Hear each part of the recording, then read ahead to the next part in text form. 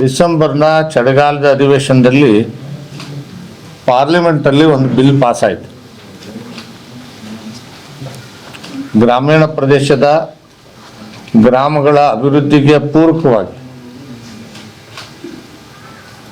ಮತ್ತು ಗ್ರಾಮಗಳಲ್ಲಿರ್ತಕ್ಕಂಥ ಬಡವರಿಗೆ, ಕೂಲಿ ಕಾರ್ಮಿಕರಿಗೆ ಉದ್ಯೋಗ ಭರವಸೆಯ ಜೊತೆಗೆ ಸನ್ಮಾನ್ಯ ನರೇಂದ್ರ ಮೋದಿಜಿಯವರ ಕನಸಿನ ವಿಕಸಿತ ಭಾರತವನ್ನು ಕಟ್ಟಲಿಕ್ಕೆ ಗ್ರಾಮಗಳ ಸಂಪೂರ್ಣ ಅಭಿವೃದ್ಧಿಗೆ ಪೂರಕವಾಗಿ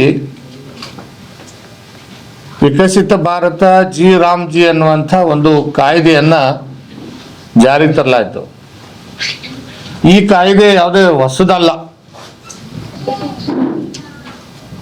ಸುಮಾರು 45-50 ವರ್ಷಗಳಿಂದ ಬೇರೆ ಬೇರೆ ಹೆಸರುಗಳಲ್ಲಿ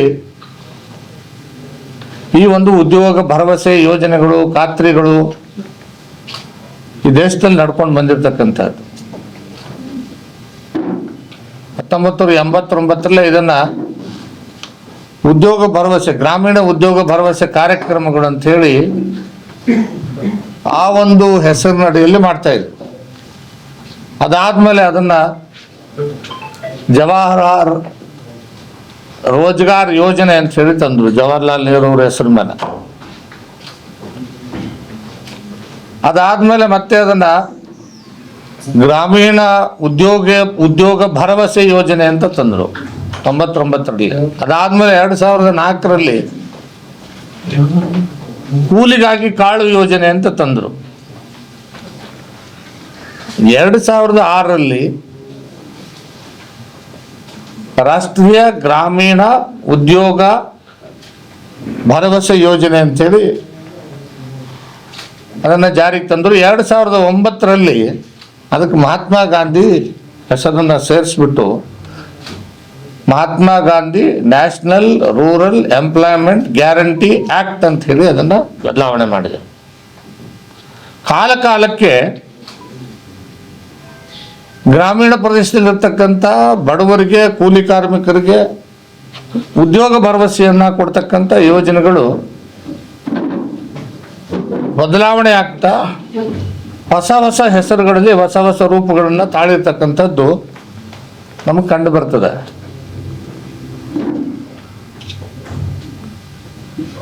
ಕಳೆದ ಡಿಸೆಂಬರ್ನಲ್ಲಿ ನರೇಂದ್ರ ಮೋದಿಜಿಯವರು ಕೇವಲ ಉದ್ಯೋಗ ಭರವಸೆಯನ್ನು ಕೊಟ್ಟರೆ ಸಾಲದು, ಆ ಉದ್ಯೋಗ ಭರವಸೆ ಜೊತೆಗೆ ಗ್ರಾಮಗಳ ಅಭಿವೃದ್ಧಿ ಆಗಬೇಕು. ಆ ಗ್ರಾಮಗಳ ಅಭಿವೃದ್ಧಿಗೆ ಪೂರಕವಾಗಿ ಯೋಜನೆಗಳಿಗೆ ಸುಧಾರಣೆಗಳನ್ನು ತರ್ತಕ್ಕಂಥ ಕೆಲಸವನ್ನು ಮಾಡಿದ್ದಾರೆ. ಅದಕ್ಕೆ ವಿಕಸಿತ ಭಾರತ ಗ್ಯಾರಂಟಿ ರೋಜ್ಗಾರ್ ಆಜೀವಿಕಾ ಮಿಷನ್ ಗ್ರಾಮೀಣ ಅಂತ ಹೇಳಿ ಅದಕ್ಕೆ ಹೆಸರು. ಅದನ್ನು ಶಾರ್ಟ್ ಫಾರ್ಮಲ್ಲಿ ನಾವು ಅದನ್ನು VBG ರಾಮ್ಜಿ ಅಂತ ಕರಿತೇವೆ. ಅದ್ರ ಕಾಂಗ್ರೆಸ್ನವ್ರಿಗೆ ರಾಮ್ ಅಂತ ಬಂದ ತಕ್ಷಣ ಅವ್ರಿಗೆಲ್ಲೋ ಒಂದು ಕಡೆ ಹೊಟ್ಟೆನಲ್ಲಿ ಅದೇನಂತೆ, ನಮ್ಮ ಕಡೆ ನಮ್ಮ ಉತ್ತರ ಕರ್ನಾಟಕ ಭಾಷೆಯಲ್ಲಿ ಅಂತೆ ಹೊಟ್ಟೆಗೆ ಹುಣಸೆ ಹಣ್ಣು ಹಾಕಿ ತೊಳೆದಂಗೆ ಆಗುತ್ತಂತ ಹೇಳಿ. ಅಂದ್ರೆ ಆ ರೀತಿ ಹೆಸರಿಗೆ ಅಂತಲ್ಲ, ಗಾಂಧೀಜಿ ಹೆಸರು ತೆಗ್ದಿದೆ. ನಾನು ಹೇಳ್ತೀನಿ ನಿಮಗೆ, ಭರವಸೆ ಅದೇ ಬರ್ತೀನಿ ನಿಮಗೆ. ಈಗ ಗಾಂಧೀಜಿ ಯಾವಾಗ ನೆನಪಾದರು ಅಂತ ನಾನು ನಿಮಗೆ ಹೇಳ್ತೇನೆ. ಅದಾದ್ಮೇಲೆ ನೋಡಿ, ಇದರಲ್ಲಿ ಸುಧಾರಣೆಗಳನ್ನು ತಂದಿದ್ದಾರೆ ಈ ಕಾನೂನಿನಲ್ಲಿ. ಏನು ಸುಧಾರಣೆಗಳು? ಹಿಂದಿನ ಕಾನೂನಲ್ಲಿ 100 ದಿನಗಳಿಗೆ ಮಾತ್ರ ಉದ್ಯೋಗ ಭರವಸೆ ಇತ್ತು. ಆದರೆ ಈಗ ನಮ್ಮ NDA ಸರ್ಕಾರ, ನರೇಂದ್ರ ಮೋದಿಜಿಯವರ ನೇತೃತ್ವದ ಸರ್ಕಾರ ಅದನ್ನು 125 ದಿನಗಳಿಗೆ ಉದ್ಯೋಗ ಭರವಸೆನ ಕೊಟ್ಟಿದ್ದಾರೆ. ಈ ಹಿಂದೆ ಇರ್ತಕ್ಕಂಥ ಕಾನೂನಲ್ಲಿ ಏನಿತ್ತಂದ್ರೆ, ಉದ್ಯೋಗನ ಯಾವಾಗ ಅರಸ್ಕೊಂಡು ಬರ್ತಾರೆ ಬಂದಂಥ ಸಂದರ್ಭದಲ್ಲೆಲ್ಲನೂ ಕೂಡ ಉದ್ಯೋಗ ಕೊಡಬೇಕು ಅಂತಿತ್ತು. ಆದರೆ ಇದರಿಂದ ಕೃಷಿ ವಲಯಕ್ಕೆ ತೊಂದರೆ ಆಗ್ತಾ ಇತ್ತು. ಯಾವಾಗ ಈ ಬಿತ್ತನೆ ಕೆಲಸ ನಡೀತದೆ, ಯಾವಾಗ ಕಟಾವು ಆಗ್ತಕ್ಕಂಥ ಕೆಲಸ ನಡೀತದೆ, ಆ ಸಂದರ್ಭದಲ್ಲಿ ರೈತನಿಗೆ ಕೂಲಿ ಕಾರ್ಮಿಕರ ಅವಶ್ಯಕತೆ ಭಾಳ ಇರ್ತದೆ. ಅದಕ್ಕೆ ಆಯಾ ರಾಜ್ಯಗಳಿಗೆ ಇವತ್ತು ಈ ಒಂದು ಕಾನೂನಿನಲ್ಲಿ ಅಧಿಕಾರವನ್ನು ಕೊಟ್ಟಿದ್ದಾರೆ. 365 ದಿವಸ, ಒಂದು ವರ್ಷದಲ್ಲಿ 60 ದಿನ ರೈತರಿಗೋಸ್ಕರ, ರೈತರು ಯಾವ ಸಂದರ್ಭದಲ್ಲಿ ಕಟಾವು ಇರ್ತದೆ, ಆಯಾ ಜಿಲ್ಲೆ ಆಯಾ ರಾಜ್ಯಗಳಲ್ಲಿ ಬೇರೆ ಬೇರೆ ಸಂದರ್ಭಗಳು ಇರ್ತದೆ. ಅದಕ್ಕೆ 60 ದಿನ ಅದಕ್ಕೆ ನಾವು ಹಾಲಿಡೇ ಕೊಡ್ತಕ್ಕಂಥದ್ದು. ಅಂದರೆ ರೈತರಿಗೋಸ್ಕರ 60 ದಿನಗಳನ್ನು ಬಳಸ್ಕೊಡ್ಬೇಕು ಅಂತಕ್ಕಂಥದ್ದು. ಉಳಿದ ದಿನಗಳಲ್ಲಿ ನೀವು ಉದ್ಯೋಗವನ್ನು ಪಡ್ಬೋದು ಅಂತಕ್ಕಂಥದ್ದು. ಅದ್ರ ಜೊತೆಗೆ ಗ್ರಾಮೀಣ ಪ್ರದೇಶದಲ್ಲಿರ್ತಕ್ಕಂಥ ರಸ್ತೆಗಳು, ಒಳಚರಂಡಿ ವ್ಯವಸ್ಥೆಗಳಿರ್ಬೋದು, ಆಸ್ಪತ್ರೆಗಳಿರ್ಬೋದು, ಆಮೇಲೆ ಸ್ಕೂಲ್ ಬಿಲ್ಡಿಂಗ್ಗಳನ್ನು ತೆಗೆದುಕೊಳ್ತಕ್ಕಂಥದ್ದು ಇರ್ಬೋದು, ಮತ್ತು ಕೆರೆಕಟ್ಟೆಗಳನ್ನು ಏನೋ ಸುಧಾರಣೆ ಮಾಡ್ತಕ್ಕಂಥದ್ದು ಇರ್ಬೋದು, ಹೂಳು ತೆಗೆಯುವಂಥ ಕೆಲಸ ಆಗಿರ್ಬೋದು. ಆಮೇಲೆ ರೈತನಿಗೆ ಪೂರಕವಾಗಿರ್ತಕ್ಕಂಥ ಸುಮಾರು 167 ಪ್ರೋಗ್ರಾಮ್ಗಳಲ್ಲಿ ಸೇರಿಸಿದ್ದಾರೆ.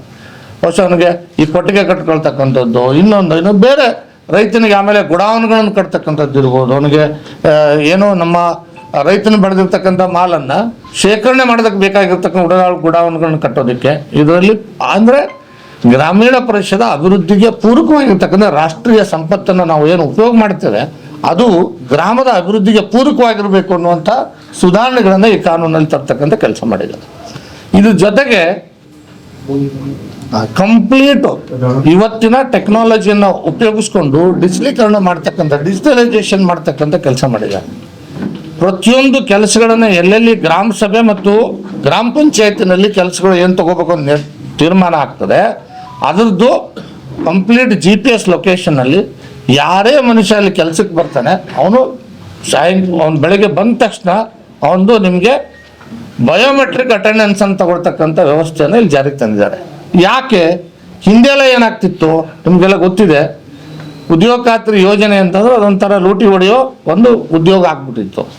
ಹೆಂಗೆ ಅಂದರೆ 10 ಬೆರಳು ಕಾಲಿಂದು 10 ಬೆರಳು ಕೈದು, ಇಷ್ಟು ಒಬ್ಬ ಮನುಷ್ಯನಿಗೆ 20 ಕಾರ್ಡ್ಗಳು ಅಂದರೆ ಡೂಪ್ಲಿಕೇಟ್ ಕಾರ್ಡ್ಗಳನ್ನು ತಯಾರು ಮಾಡಿಕೊಂಡು ಎಲ್ಲಾನು ಹೆಬ್ಬಟ್ಟುಗಳನ್ನ ಒತ್ತಿ ಅವ್ರ ಹೆಸರು ಮೇಲೆ ಎಲ್ಲೋ ಕೆಲಸ ಮಾಡ್ತಿದ್ದ. ಅವನು ಹೋಗಿ ಕೂಲಿ ಕೆಲಸಕ್ಕೆ ಬೇರೆ ಎಲ್ಲೋ ಹೋಗಿರ್ತಿದ್ದ, ಬೆಂಗಳೂರಲ್ಲೋ ಹೈದರಾಬಾದಲ್ಲೋ ಎಲ್ಲೋ ಕೆಲಸ ಮಾಡ್ತಿದ್ದ. ಆದರೆ ಇಲ್ಲಿ ಅವನ ಹೆಸರಲ್ಲೇ ಉದ್ಯೋಗಪಸರೆಯಲ್ಲಿ ದುಡ್ಡು ತೆಗಿತಕ್ಕಂಥ ಕೆಲಸ ವ್ಯವಸ್ಥಿತವಾದ ಭ್ರಷ್ಟಾಚಾರ ನಡೀತಾ ಇತ್ತು. ಬಳ್ಳಾರಿಯ ನಿರಂತರ ಸುದ್ದಿಗಾಗಿ ಬಳ್ಳಾರಿ ಬೆಳಗಾಯಿತು ಚಾನೆಲ್ನ ಸಬ್ಸ್ಕ್ರೈಬ್ ಮಾಡಿ ಹಾಗೂ ಬೆಲ್ ಐಕಾನ್ ಒತ್ತಿ.